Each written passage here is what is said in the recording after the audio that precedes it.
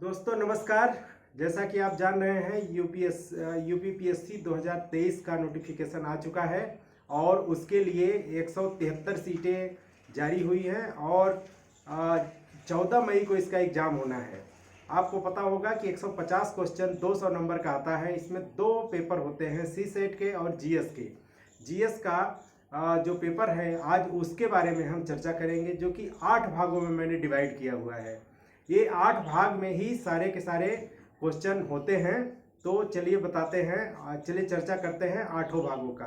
तो पहला सबसे इम्पोर्टेंट भाग है समसामयिकी, करंट अफेयर जिसको बोला जाता है। इसमें क्या पढ़ा जाए, कैसे पढ़ा जाए, इसकी चर्चा कर लेते हैं।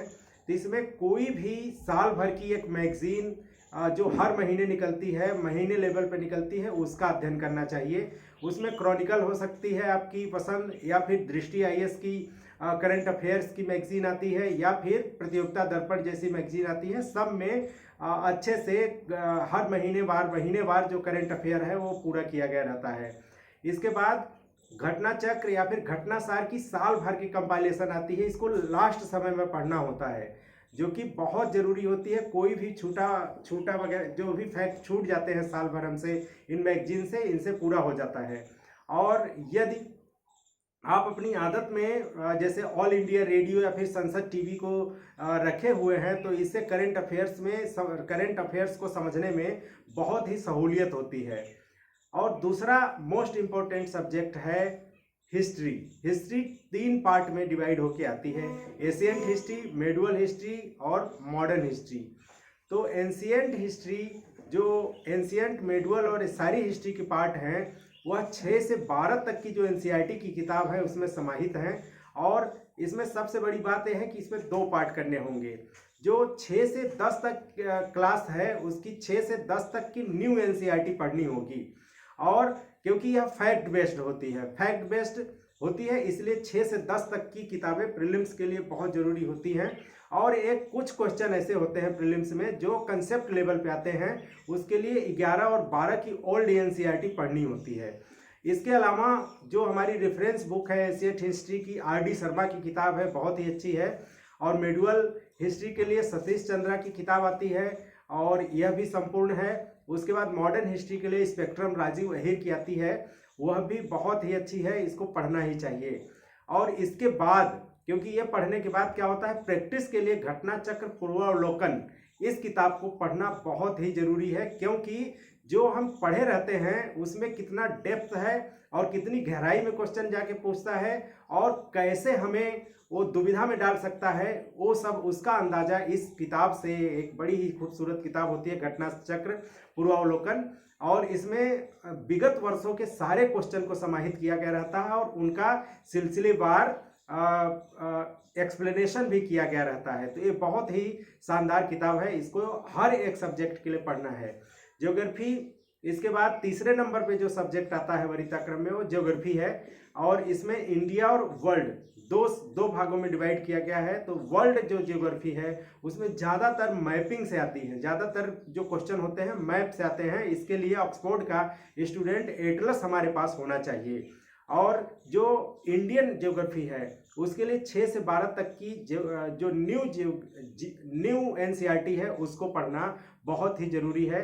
और इसके लिए माजिद हुसैन की किताब, आप रेफरेंस किताब पढ़ सकते हैं, और महेश बर्नवाल की किताब भी पढ़ी जा सकती है। उसके बाद मैंने बताया कि हर एक क्वेश्चन में कितना डेप्थ तक जाते हैं ये लोग और किस प्रकार से हमें कंफ्यूज करते हैं, उस कंफ्यूजन को दूर करने के लिए घटना चक्र पूर्वावलोकन जरूर देखना है। और तीसरे नंबर पे है इंडियन गवर्नेंस एंड पॉलिटी। यह भी बहुत महत्वपूर्ण सब्जेक्ट है। इससे लगभग हर साल 20 क्वेश्चन तक पूछे जाते हैं एवरेज। और इसके लिए लक्ष्मीकांत एकदम पर्याप्त है, लक्ष्मीकांत पढ़ें। और उसके बाद हमें प्रैक्टिस के लिए घटना चक्र का पूर्वावलोकन का अध्ययन करना जरूरी है डेप्थ जानने के लिए।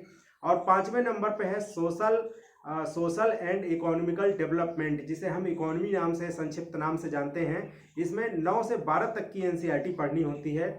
और रमेश सिंह की इंग्लिश जो संस्करण है उसको पढ़ना होता है, या फिर सिंघानिया की इंग्लिश या फिर हिंदी दोनों में आती है, उसका अध्ययन आप कर सकते हैं।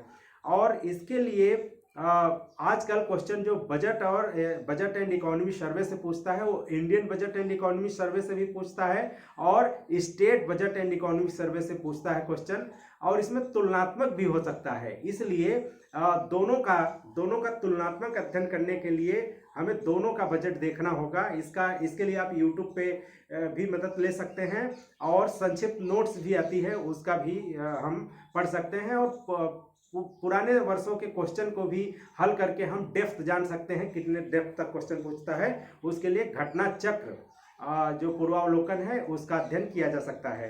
छठे नंबर पे है एनवायरनमेंट एंड इकोलॉजी, ठीक है, जिसे और एंड बायोडाइवर्सिटी, जिसे पर्यावरण का पेपर बोलते हैं।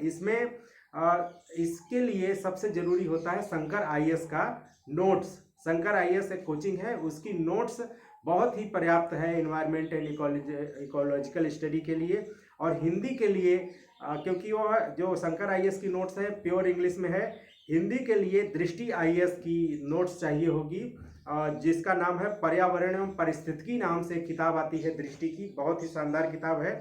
और करंट अफेयर्स में इसको अपडेट करते रहना होगा। करंट से इसमें ज़्यादातर क्वेश्चन जो होते हैं करंट से रिलेटेड होते हैं या फिर कुछ धारणात्मक क्वेश्चन होते हैं। 7वां नंबर पे है जनरल साइंस एंड टेक्नोलॉजी। तो जनरल साइंस को जानने के लिए 6 से 10 तक की एनसीईआरटी जो है पर्याप्त है। जनरल साइंस और साइंस एंड टेक्नोलॉजी इसमें अलग होती है। जनरल साइंस जो है धारणा या फिर फैक्ट बेस्ड होती है, हमारी समझ बनाती है कि कौन सा साइंस जो है सब्जेक्ट के बारे में जानकारी देती है, लेकिन साइंस एंड टेक जो है वह हमारे एप्लीकेशन से रिलेटेड है। कौन सा साइंस के सिद्धांत का एप्लीकेशन करके क्या बनाया गया है, उसको जानने के लिए साइंस एंड टेक पढ़ना पड़ता है। तो साइंस एंड टेक के लिए दृष्टि की एक किताब आती है साइंस एंड टेक की, उसको लेना है। और जनरल साइंस के लिए 6 से 10 तक की एनसीईआरटी पर्याप्त है। और इसमें करंट बहुत जरूरी, करंट बहुत मायने रखता है। और दृष्टि की भी साइंस की एक किताब आती है, तीनों साइंस उसमें तीनों पार्ट हैं, biology, chemistry and physics. Current के साथ इसको अपडेट करना है। और एक छोटा सब्जेक्ट है जिसमें 5 से 10 क्वेश्चन हर साल पूछे जाते हैं, यूपी स्पेशल का, ठीक है। तो इसमें परीक्षावाड़ी या फिर घटना चक्र की एक छोटी सी किताब आती है जिसको पढ़ना होगा यूपी स्पेशल के लिए, क्योंकि यूपी में एग्जाम देने आ रहे हैं तो जरूरी होगा यूपी के बारे में जानना। तो इसके लिए ज़्यादा मेहनत करने की जरूरत नहीं, परीक्षावाड़ी एक छोटी सी किताब आती है या फिर घटना चक्र की किताब आती है जिसकी नोट्स पढ़ के हम काम चला सकते हैं। तो बस इतना ही 8 पार्ट में डिवाइड था। इसको जितनी भी किताबों की चर्चा की गई है उसको लगभग 5 से 7 बार जरूर पढ़ें। और घटना चक्र पूर्वावलोकन जो है, घटना चक्र पूर्वावलोकन, उसका अभ्यास जरूर करके जाना है, क्योंकि क्वेश्चन की गहराई, कितने गहराई तक जाके कोई पूछता है वो उसी से पता चल सकता है। तो आने वाले एग्जाम के लिए बेस्ट ऑफ लक, धन्यवाद।